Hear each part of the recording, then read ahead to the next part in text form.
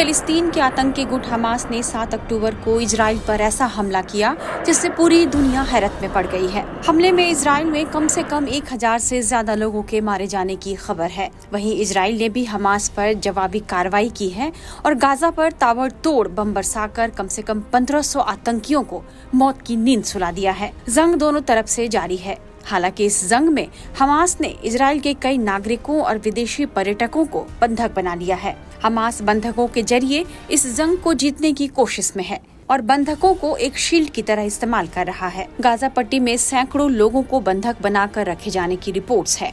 हालांकि इनकी संख्या की अभी पुष्टि नहीं हुई है। सोशल मीडिया पर संगीत फेस्टिवल में नाचते और झूमते युवाओं के कत्लेआम और परिवारों, बच्चों और महिलाओं, सैनिकों को अगवा करके ले जाते और लोगों को घरों में घुसकर मारते हमास आतंकवादियों की तस्वीरें सोशल मीडिया पर देखकर दुनिया सकते में है।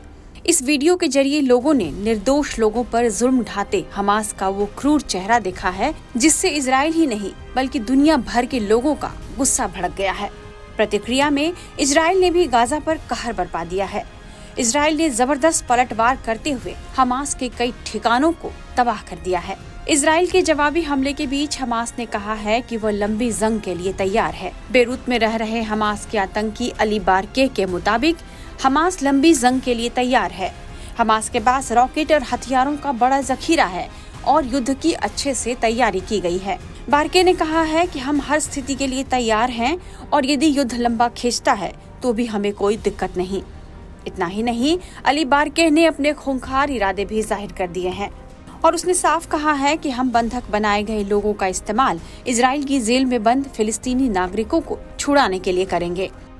जाहिर है हमास का इरादा इजरायली नागरिकों, सैनिकों और विदेशी पर्यटकों के जरिए अपने नागरिकों को छुड़ाना है। इन बंधकों के जरिए हमास इजराइल पर दबाव बना रहा है और उसे धमकियां दे रहा है।